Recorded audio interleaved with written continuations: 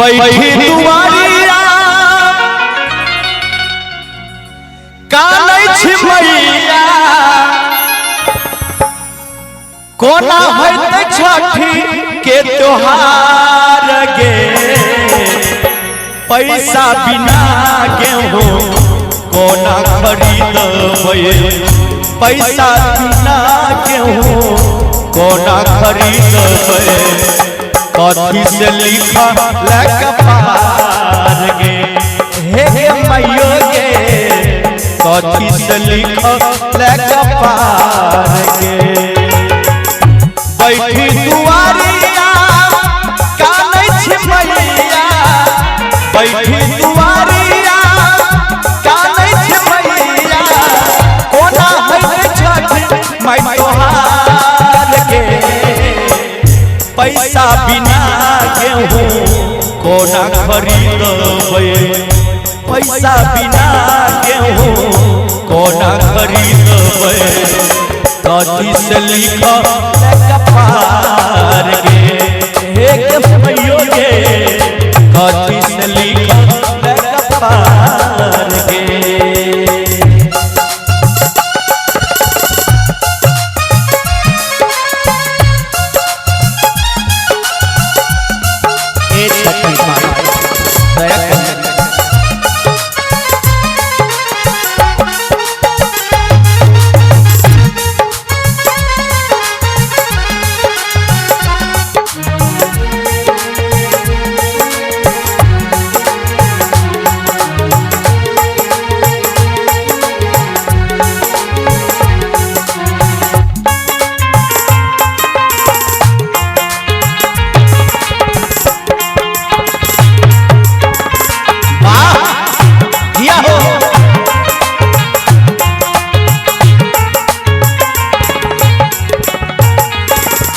पैसा बिना हाथ खाली हमरा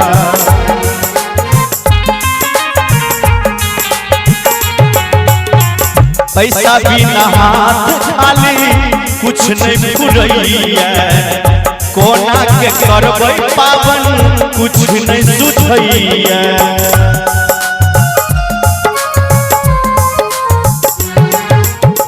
पैसा बिना हाथ खाली कुछ नहीं पुरैया कोना के करबै पावन कुछ नहीं सुधैया के होनकरामा लिखा देलहि के मैया के होनकरामा लिखा देलहि के मैया सूझै छै कोनो जोगार के पैसा बिना लिख कोना खरीदबै कोना के लिखा कपार गे हे मैया गे कोना के लिखा कपार गे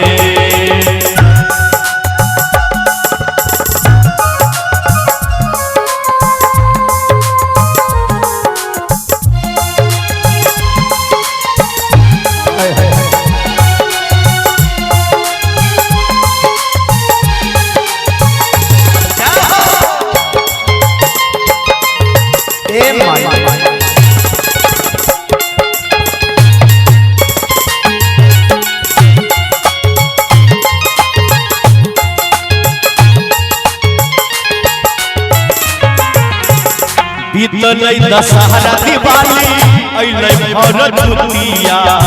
3 दिन बचल माँ किनलो खिचिया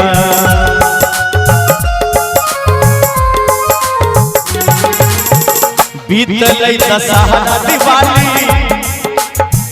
अइलै भरदुतिया 3 दिन बचल माँ किनलो पिपिया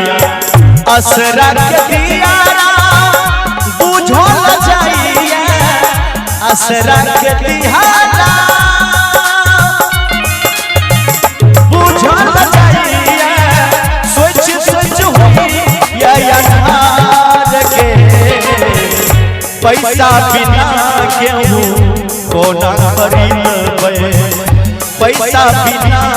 गेहूं कोना खरीदबै कथी से लिखो कपार के मैया के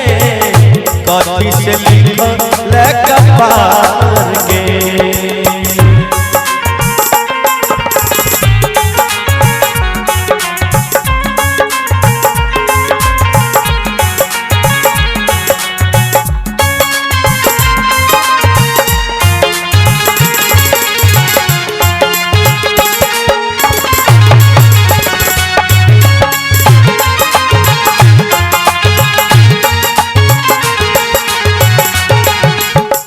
राजेश राइटर के दुख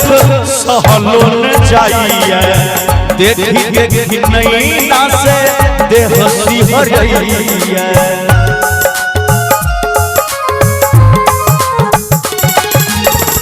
राजेश राइटर के राजेश के सहलो न जाइए देखी देखी नैना से देह सिहरइए। कहै छो विमल मैया हेरहि नजरिया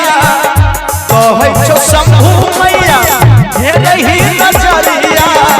गरीबक सुन ही पुकार के। पैसा बिना गेहूं कोना खरीदबै पैसा बिना गेहूं कोना खरीदबै।